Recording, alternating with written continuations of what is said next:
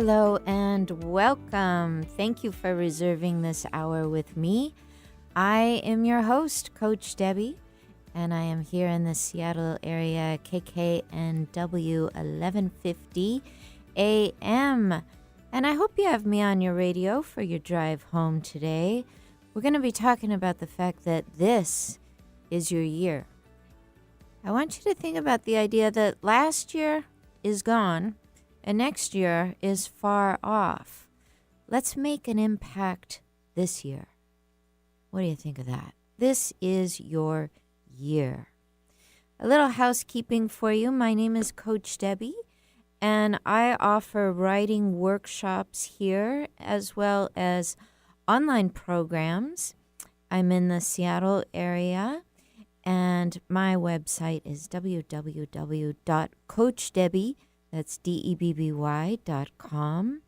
I help people write their books, and my thinking is that you probably have some sort of story of transformation inside of you that you're probably trying to get out. And you're thinking, how do I do that? How do I get the whole thing out? How do I actually say everything I really want to say? And that's where I come into it. I was a teacher of writing and literature for 20-some years here in the Seattle area at community college level, and I loved it. I did. But I really wanted to work with people that wanted to write more than an essay, that really wanted to write their book. So I specialize a lot in memoir writing. I love fiction, but I don't get that many people that do. So a lot of memoir writing, a lot of self-help, self-improvement, success stories. Lately, I can say that many of the people that have come to me have overcome some sort of addiction or compulsion. And like I said, they've really turned that journey of triumph into their transformation. If this interests you, I'd love to hear from you. And again, you can reach out to me at CoachDebby.com. My email address is Debby, Debby, at CoachDebby.com. If you want to call in and talk about any of that today, we are taking your live calls, and right now you have every good chance to talk to me. The phone number here is 1-888-298-5569. I'd love to hear from you. Also got my Facebook Messenger fired up over here. I'm going to try and talk and look at it at the same time. This is really hard to do if you haven't tried this before. Talking into a mic and looking on you tend to slow things down when you do this. Okay, some of you have found me there already, so we're going to be getting to you. My Facebook Messenger is Debby Handrich. It's just like it sounds. Handrich. Debby Handrich, Handrich. And if you want to put a question there, I'll be happy to get to you today. I don't have a guest today. It's me and you. And I promise you, if you keep hanging out with me, I'm here every Thursday at 4 o'clock. We talk about these real stories of your lives, what it means to be courageous about your voice, what it means to be expressive, what it means to write your book. Yeah. I want you to have a chance to meet the engineer that makes everything happen during this hour. His name is Eric Ryder. Hello, Eric. How are you doing today? Hey, good afternoon, Debbie. I'm doing fine. Thank you. Oh, wonderful. Hey, Eric, I don't think I've ever asked you this. Do you have a book in you? I don't know. I bet you do. How do we figure that out? Well, I was just thinking of all the people that have come through this studio. Mm-hmm. How many do you think you've seen at this point? Boy, that's That's In hard the to tell. hundreds? Yeah, probably in the thousands. Yeah. In the thousands. Yeah, and I've got a lot of stories from this time, so I imagine I would have a book in me. I just on the topic of this, but I'm done some interesting other things in life, but the question is, do I have the motivation and the inspiration to write it? I'm not sure. You know, I knew if I asked, I would find out. So I'm gonna assess. Eric Ryder has a minimum of 2 books in him, but he has raised a really interesting question, and it's one that we all share, and that is, do we have the motivation to do it? He's not alone. You out there know you've thought about that as well. So we're going to be dealing with questions just like this today. Do I have the motivation to carry this out? If I know I've got a book in me, how do I find the motivation to carry it out? What if I just have an article in me?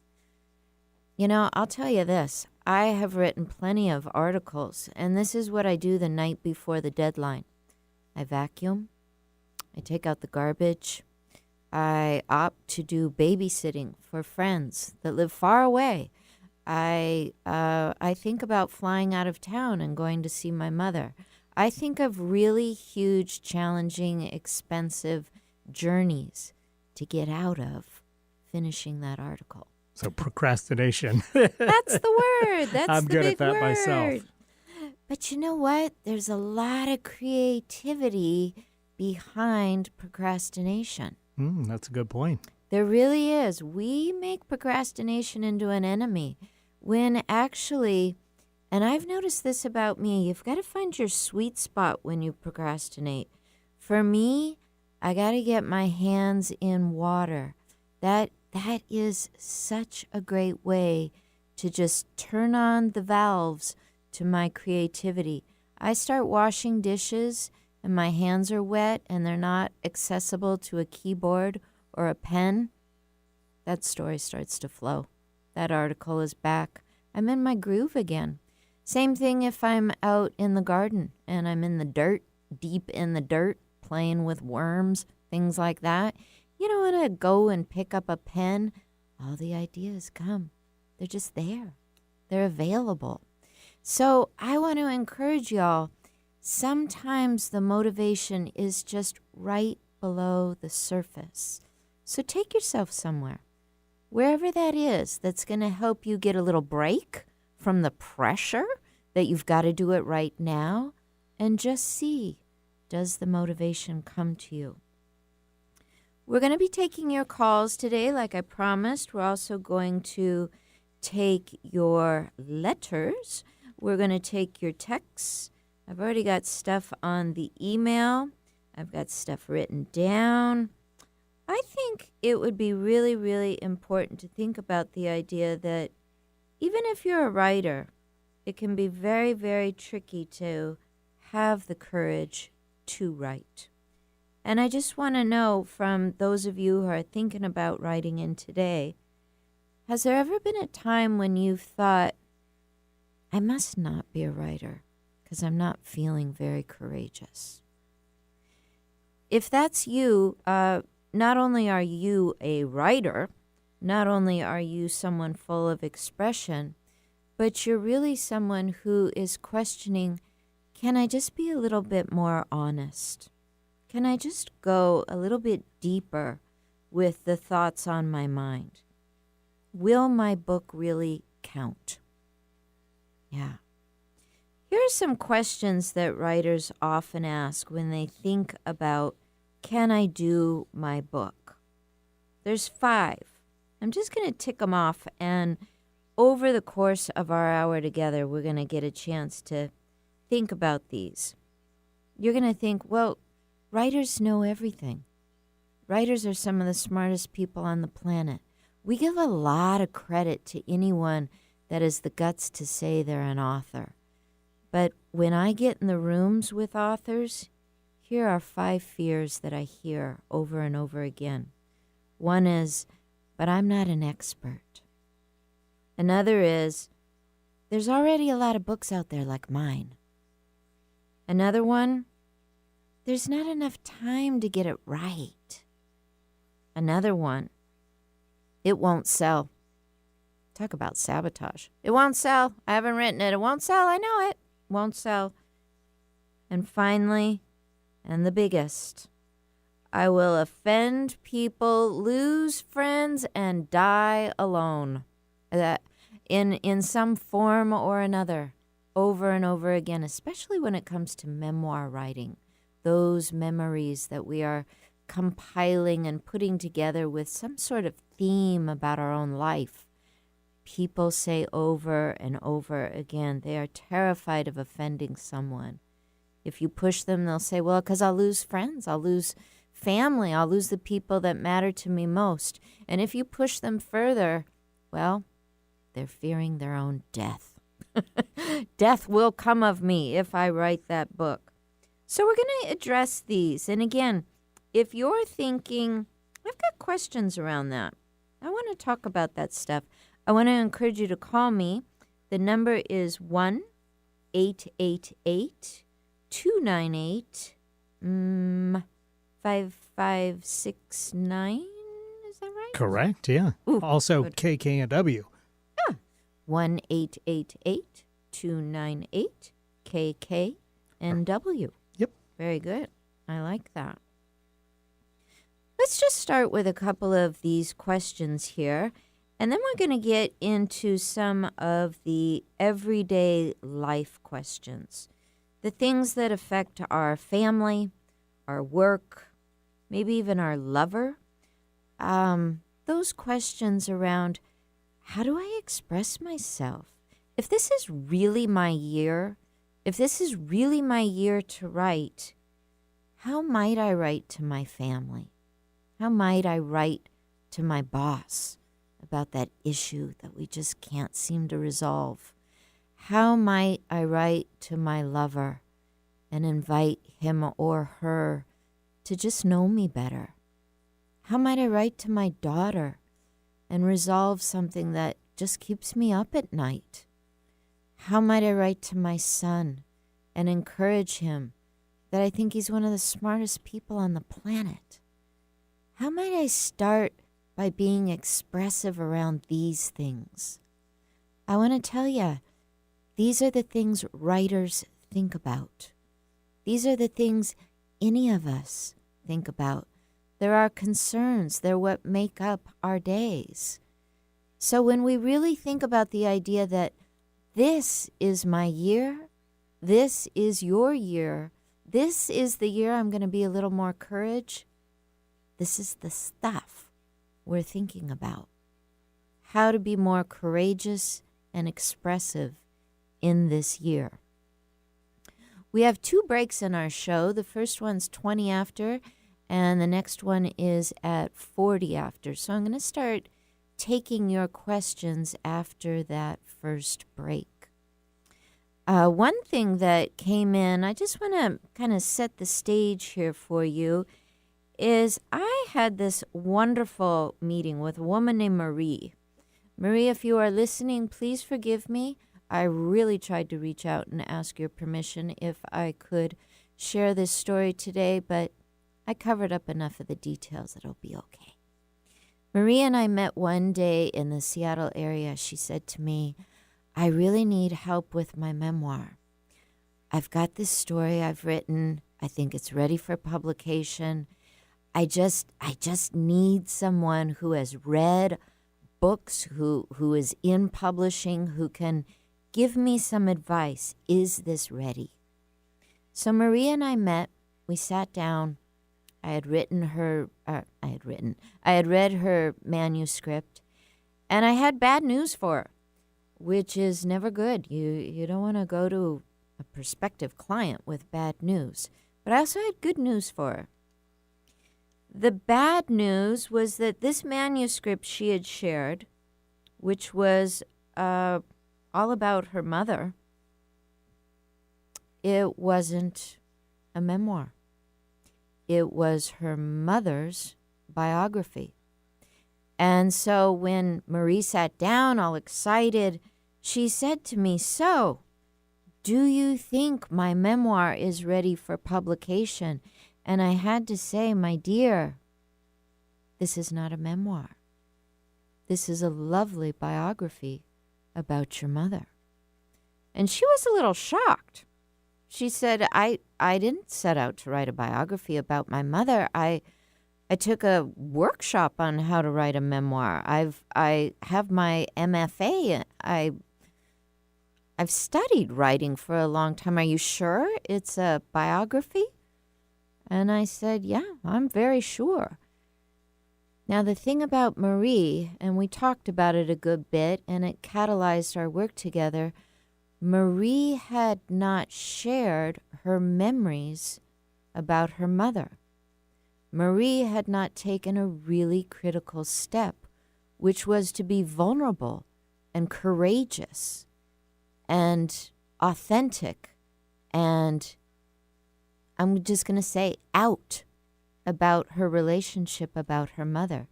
Instead, she had done a wonderful amount of research about Iowa and her mother's parents and the Dust Bowl and being poor and being unemployed and the Depression and no food and no money and no future and babies coming and fear.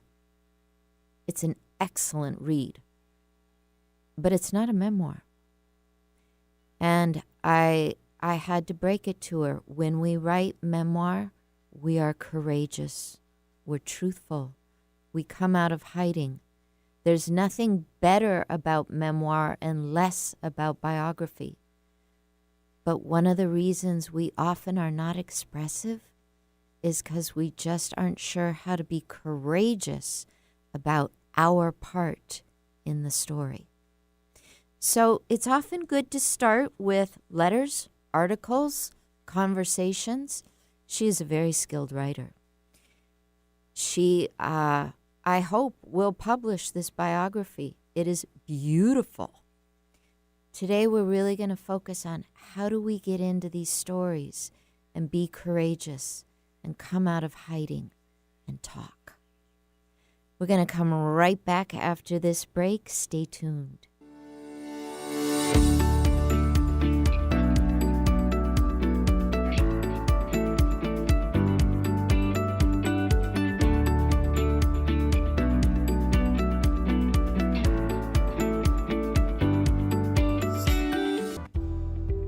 Did you know as many as 15 million Americans have been diagnosed with COPD, chronic obstructive pulmonary disease? Sadly, COPD is the third most common cause of death in the United States.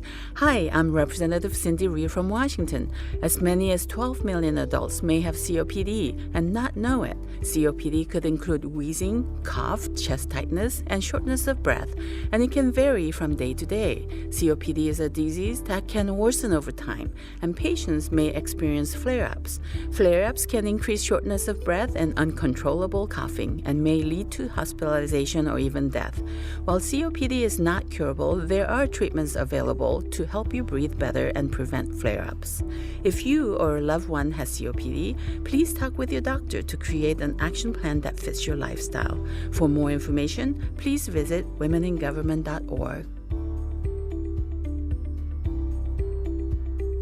Don't let that herd mentality lead you off a cliff. We support thinking for yourself on Alternative Talk 1150.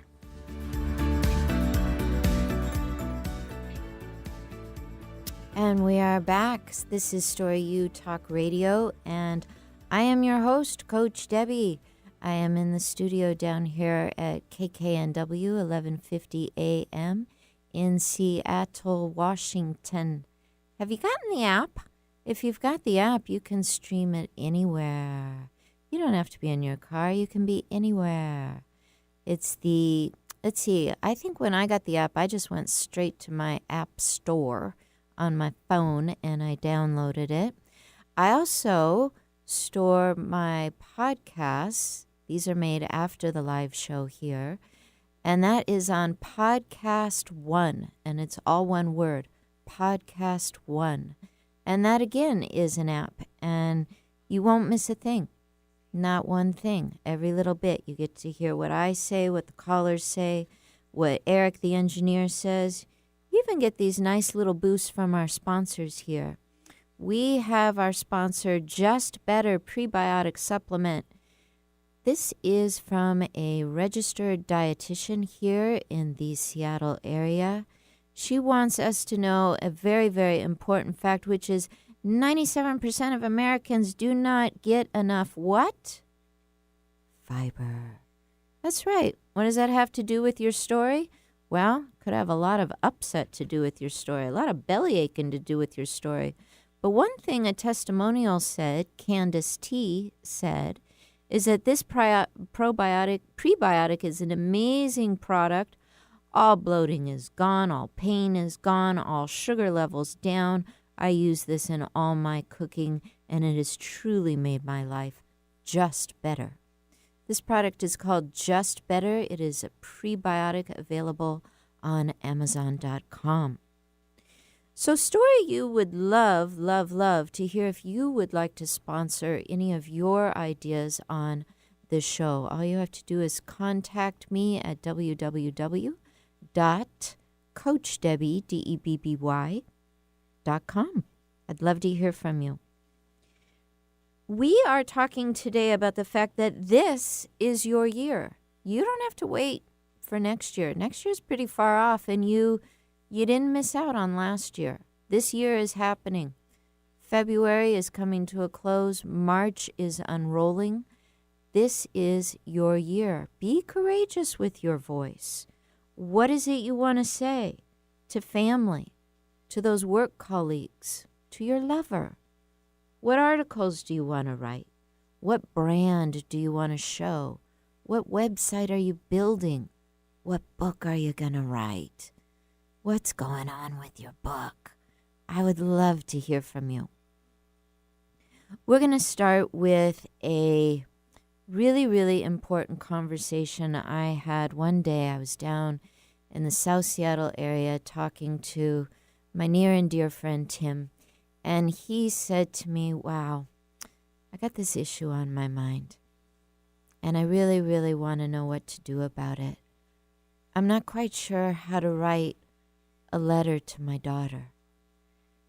And as we dug deeper, we found out that there's a real concern going on often when we want to write letters to our daughters, to our sons. I can tell you that when I helped a family member of mine, I don't know what she'd be, can you have a fourth cousin? If you can, that's what she would be. She's way out there. Her big concern was she wanted to write a letter to her son and say, when you were ready to go into the military, I was not ready to release you. And I'm so sorry I wasn't strong for you. Sometimes we have these big concerns. While I was sitting there talking with my friend Tim, wow, he had some really big concerns. He wanted to let his daughter know, ultimately, I just love you. But sometimes we think we got to talk about that big concern. We got to talk about the Army and that they're going off to college and that they've been unemployed and that we're concerned about fertility too. And whatever it is, whatever that story is, we think we have to go right at it. I'm going to encourage you today, when you want to write a letter to your son, your daughter, that adult child of yours that is really struggling with something, or they're coming of age, they're growing up, they're messing up, they're tired, they're scared, they need you, and you know it. I want you to think about the fact that a beautifully crafted letter is only 5 steps, and you don't really have to talk about that big thing. What you got to do is love them. All right? So I just want to really address the fact that Tim got me started thinking about this. If I was going to address a letter to the daughter, and I was going to kind of take on the masculine voice here, step 1 is I would really start with appreciation. What is something you can think back to? Maybe something last year, last week, last month, where you can just dive into your letter with appreciation. Something like this. Dear sweetheart, thank you so much for getting those tickets and treating me to a ball game on Father's Day. What about that? What about opening up with something that is just straight from your heart? It kind of sets up that opportunity to go forward. It's really saying, I appreciate you.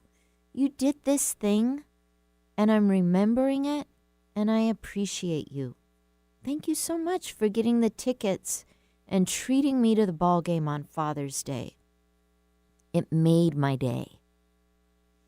Once you've done that, you can sort of plant a little invitation. Again, if they're dealing with unemployment, if they're dealing with finances, gambling, booze, the Army, the Navy, school, children, whatever it is they're dealing with, you don't have to talk about it here. You really don't. But you want to say something meaningful. You want to plant an invitation. So how about this? I know my job has kept me very busy, and I know that you are a very busy mom, but I want to make sure that days like Father's Days are not a rare occurrence. Yeah? You're getting her ready. You're getting her ready. You're taking her back to that feeling. But step 3, you're inviting her to a call of action. You can say, so, you had better be ready to pick up that call, because I just might have tickets to the opera or whatever it is she gets excited about.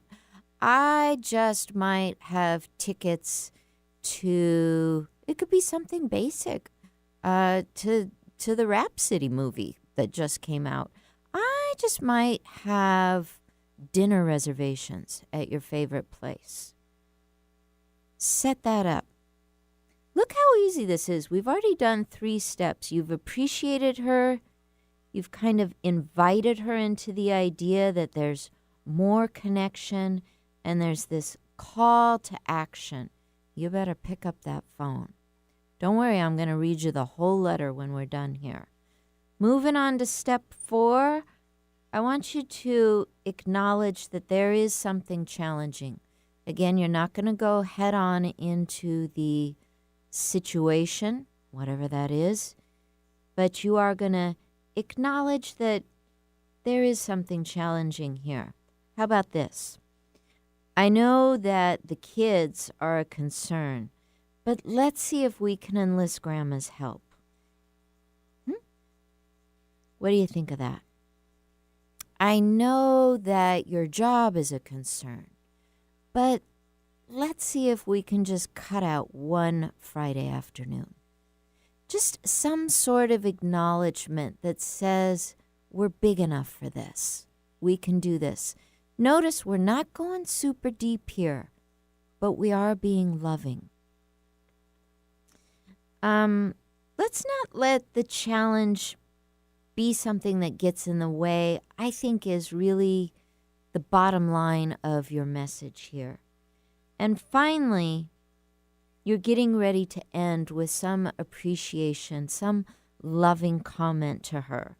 Like, hey, listen, it really helped me out last week when you picked me up at the airport and you greeted me with that big royal smile of yours. I never get tired of that. This is a 5-step letter. 1, you're appreciating her. 2, you are inviting her into just something new, kind of planting the seed here.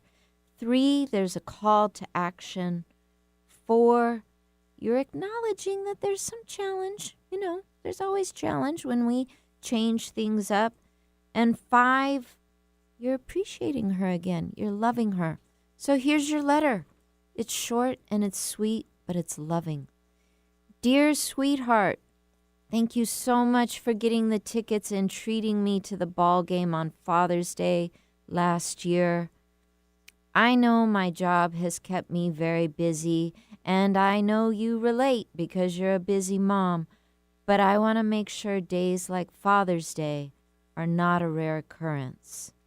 So you had better pick up when I call you. I just might have tickets to take you to the ballet.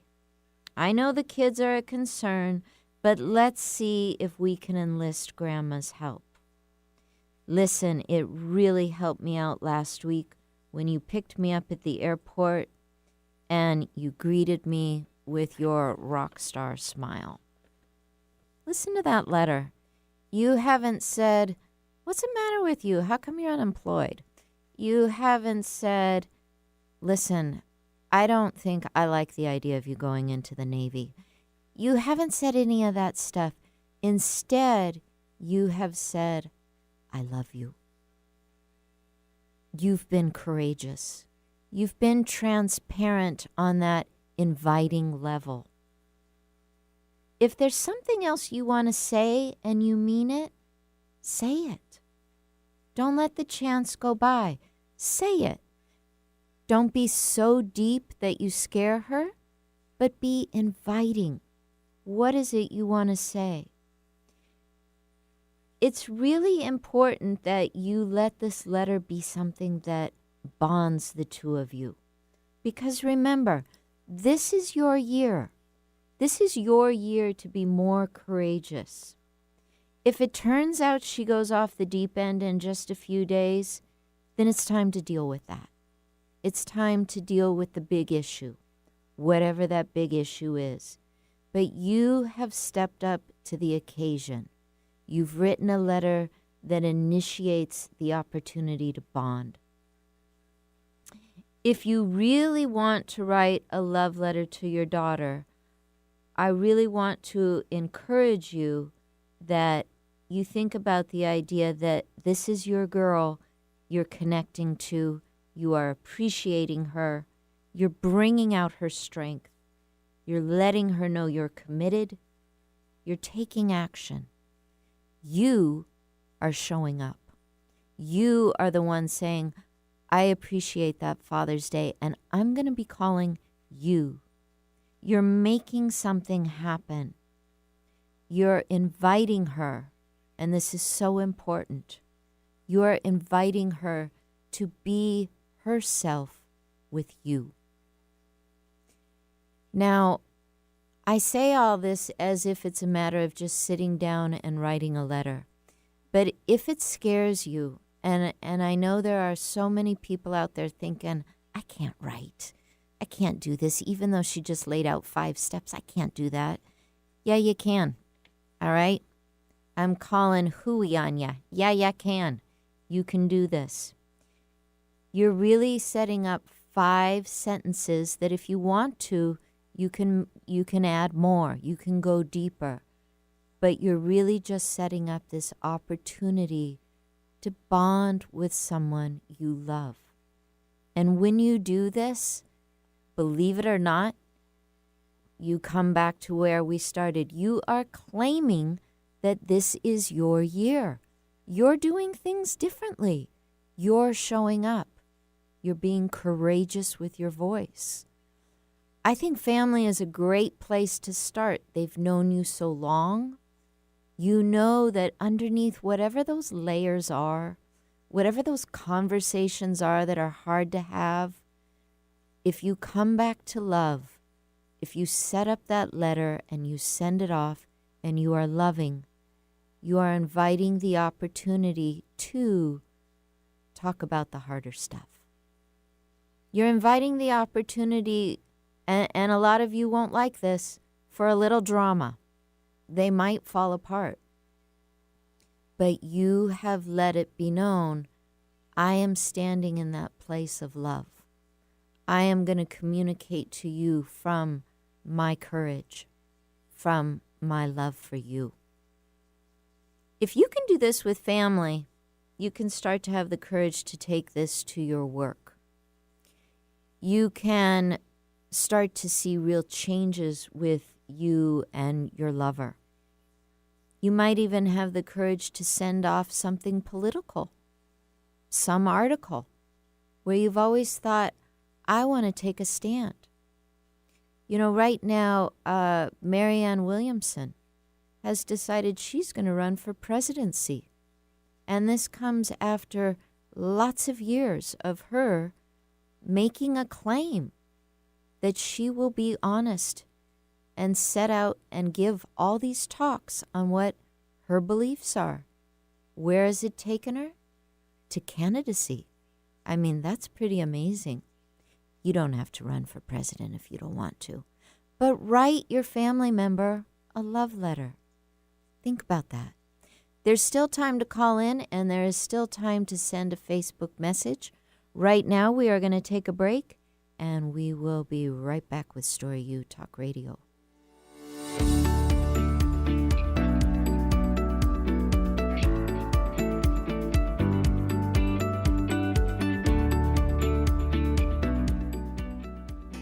Social Security is with you through life's journey, from birth to retirement.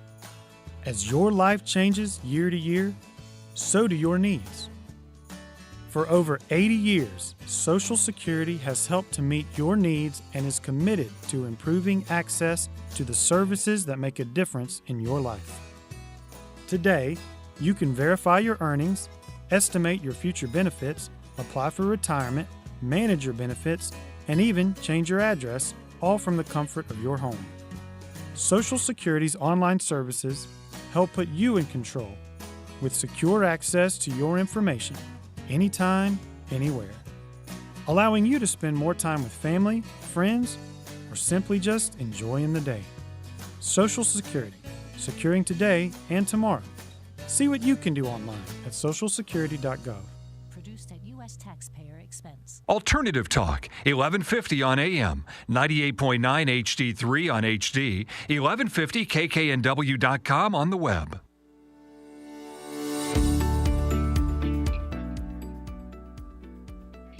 And we are back, Story U Talk Radio, and I am your host, Coach Debby. Today I am encouraging you to think about the fact that this is your year. This is the year to be more courageous and really express yourself. Because as I said earlier, last year is gone and next year is far off. But this year is still young. For all the authors out there, I want you to think about the idea that there are people you have read and they have touched you. I want you to think about some of your favorite authors. What if their book had never been written? Would you gamble to think you might be a slightly different person? Think of a book that really had an effect on you. And now I want you to think about the fact that your book is going to have an effect on your readers. You might not know it, but you already have readers. Yeah, you already have readers. They are waiting to be touched by you. And that's why I want to encourage you to think about the fact that this is your year. You will have effect on people's life. There is this shift that you can provide for people inside of them. But if you don't take the opportunity, that ache to get that book out just continues on inside of you. I want you to go over to my website if you're thinking, this is my year, and I want you to put yourself down on my calendar. I've got a few spaces left for this week. I'm starting a program that is for people that are ready to see their book finished this year. This year. Claiming this year. I'm at www.coachdebby.com. You just go over there to connect, and you get on my calendar, and we will have a conversation. All right, I want to share with you some of the fears that writers have. One is this idea that they're not an expert.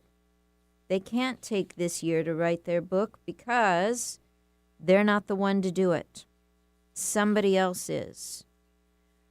Well, whoever said that you are not an expert on your story, that's some little gremlin in your head. You are an expert on your story. It is essential that you are the one that tells your story. Another fear writers have, and this is a big one, is that it won't sell. It won't sell. My book is finally going to get written and nobody is going to buy it. I want to encourage you not to think about selling your book while you write your book. For the same reason that when I work with students, I try to encourage them not to think about being in their career while they're going to school. While you're going to school, I want you to go to school. While you're studying, I want you to study. Once you graduate, you can think about your career. Same goes with selling your book. You don't want to be thinking about will it sell while you're writing it. You do want to think about the fact that you have readers and you want to be promoting on social media and wherever you can in your area that you have readers. But the question, will it sell, that doesn't help you write. So you take that question out. You don't work with that. Here's another one, and I call this a big, big excuse. There's already a lot of books out there like mine. No, there isn't. There isn't a single book out there like yours. The only book that's like yours is yours. That's the only book that's like yours. Do you know how many times people have said to me, "Oh, you're a writing coach. There's so many writing coaches out there. Are you any different from them?" Yeah. Yeah, I am. Yeah, I'm very different from them. Why? Because I'm me. I'm Coach Debby. I teach what I teach. That's what I do. My books are about what I want to write about. My stories are what I want to say. It's my take on the world through my experience. There's only one Coach Debby. There's only one you. There's only one book like yours. It's yours. That's it. And we want it. You have readers out there. Write your book. But there's always this big one. I don't have enough time to get it right. So I'm going to let you off the hook. None of us have enough time to get it totally 1,000% right. But you have plenty of time to tell your story. You have plenty of time to share what's on your mind. Just the other day, I did what's called a VIP day with someone here in Bellevue, Washington. He wanted to write curriculum for his 8-week program. We did it in 4.5 hours. He thought it was going to take 2 months. We did it in 4.5 hours. Right? 1, 2, 3, 4. We started at 12. We were done at 4:30. We often think we don't have the time. What we don't have is the focus and the clarity. And we don't have the mindset that keeps us going. We don't have that person sitting next to us that says, "You're more courageous than you think you are. This is your year. This is the time for you to write." Finally, I want to come back to what Marie did. She was very afraid. Remember Marie? She wrote her mother's biography. Why? Because the big last one. She was afraid she would offend people, lose friends, and die alone. We're all afraid of that. We are all afraid of that when it comes to memoir writing. This idea that someone is going to get deeply hurt, maybe us. Oh no. That someone will be deeply offended, maybe a family member. Oh no. that someone will leave us, maybe our lover. Oh no, and for sure, that means we're going to die alone. Well, I hate to break it to you, but that's just a fear. It's nothing more than a fear. You know that your content matters, and the place that that knowing lives is under your fear. So I want you to think about this. You're going to have to walk through that fear to get to your knowing. It's there. But you're going to have to walk through that fear. This is something I do quite a bit of in my coaching practice, is I go with people through their fears. And I take them through the same fears I have been down. Fears like being bullied. I went to 13 schools in 12 years. I can't tell you how many bullies I met in my life. Fears that I won't be accepted. Again, I went to 13 schools in 12 years. I understand not being accepted. That's a big fear. The fear that someone that I love is going to be offended. I have a mom. I have stepmoms. I have a dad.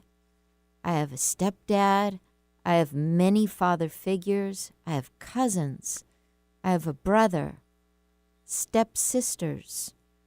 I have, what did I say, my 4th cousins? All of that good stuff.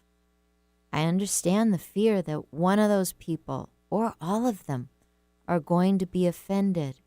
But what are we doing here? We're writing your story. Your story. We can make some changes, but what we really got to do is walk through the fear of what it is that really scares you when you think that offending somebody is going to be more important than really writing your story. What if our friend there that said, I want to write a love letter to my daughter? What if he had said, I want to write a love letter to my daughter, but I'm afraid she won't respect me anymore if I'm gushy, so I think I won't do it. Are you going to be the person to stand opposite from him and go, yeah, you got the right idea? Yep. Don't worry about her thinking you're a gush monster. Don't write that letter. No. You see the power in him connecting to his daughter. You see the power in him thanking her, appreciating her, inviting her, making this call to action, having this acknowledgement that there are challenges, but ending it with a real appreciation. This is how we bond. I want to encourage you to think about the idea that when you are writing your book, you're writing a love letter. Now, you might not think so. You might think, well, my book is about politics. There's no love in that. There's a ton of love in politics. We just tend to deal with the war. We just tend to deal with the ill ease. But there is a ton of love in politics. Bring it on, and we will find that world peace a little sooner. Sometimes we think, well, my book isn't really a love letter to the world because it's not directly dealing with love. Well, my guess is the reason you want to write your book is because in some way love is tugging on your heart to get this story out. Can you step a little deeper into the love for the story? I bet you can. And it's going to take a little journey through the fear. The fear is that you're going to lose friends and die. The fear is that there's really no story here, that it won't sell. But it's just a fear. And fears just come from our thoughts. And thoughts are just those things we play again and again and again in our head. I'm so grateful that I listened to Michael Neal. He's called the Super Coach because he really helped me understand as a writer that if I buy into those fears, I'm just buying into a thought I play again and again and again. Love is this deep connection. It's this opportunity to engage, to be here, to be present. Your book, in a way, it's a love letter. Think of it like that. Does it change some of your content? Does it help you erase some of the gossip? Does it help you get clear on the message? If you think that your book could be a love letter to society, do you start to get encouraged that this might be the year to release it? I want you to think about your reader for a second. Every reader on the planet would love to receive a love letter. Every reader on the planet. How is your book going to help the person that receives it feel loved, feel more engaged, feel empowered, feel purposeful, feel like they matter? In Marie's case, she set out to write a memoir. She thought she was sharing stories about herself and her mom.